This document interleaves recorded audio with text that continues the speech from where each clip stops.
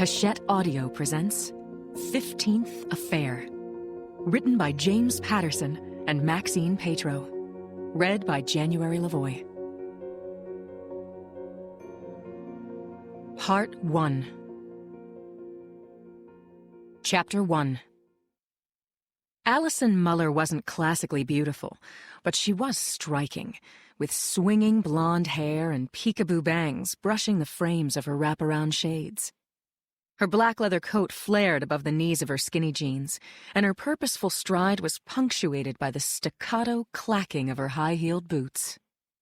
That afternoon, as she cut through the golden-hued lobby of San Francisco's Four Seasons Hotel, Allie checked out every man, woman, and child crossing the floor, on the queue at reception, slouched in chairs in front of the fireplace. She noted and labeled the tourists and business people, deflecting the stares of the men who couldn't look away, while on the phone with her husband and their younger daughter, Mitzi. "I didn't actually forget, Mitz," Allie said to her 5-year-old. "More like I lost track." "You did forget," her daughter insisted. "Not completely. I thought your big day was tomorrow." "Everyone wanted to know where you were," her daughter complained. "I'll make it up to you, sweetheart," Allie said. "When? With what?" Allie's thoughts ran ahead to the man waiting for her in a room on the 14th floor.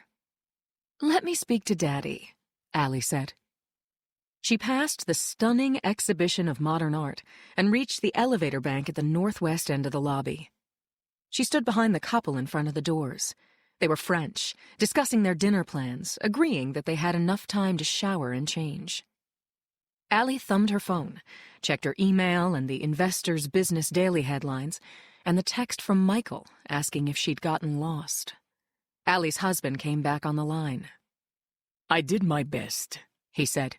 "She's inconsolable." "You can handle her, dear. I'm sure you can do it. I'll order her something online when I get home." "Which will be when?" her husband asked. God, the questions, the never-ending questions. "After dinner," Allie said. "I'm sorry. I wouldn't blow you off if it wasn't important." The elevator doors opened. "Gotta go." Her husband said, "Say goodbye to Mitzi." "Shit." She said, "Hang on a minute, I'm losing reception." Allie stepped into the elevator and stood with her back to the corner, her jacket parting to reveal the butt of a gun tucked into her waistband. The doors closed, and the car rose swiftly and quietly upward. When Allie got out at the 14th floor, she spoke to her daughter as she walked along the plush, carpeted hallway. "Miss Mitzi?" She reached room 1420 and rapped on the door, and it opened. Allie said into the phone, "Happy birthday. See you soon. Kiss, kiss, bye-bye." She clicked off, stepped inside the room, and kicked the door closed behind her as she went into Michael's arms. "You're late," he said. Chapter 2. Michael Chan took off Allie's glasses and sucked in his breath. He couldn't get over this woman, and he had tried. She smiled at him, and he put his hands on both sides of her face and kissed the smile right off her. One kiss ignited a string of them, deep, telling, momentous. Michael lifted Allie, and she hooked her legs around his hips, and he walked her into the luxurious blue and bronze suite, backlit by the watercolor sunset over San Francisco. Chan didn't notice the view.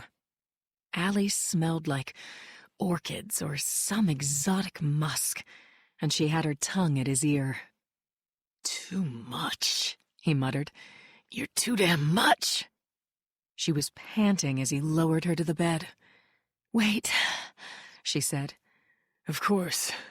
I'm a patient man," he said. His blood was surging, narrowing his focus. He put his hands on his hips and watched to see what she would do.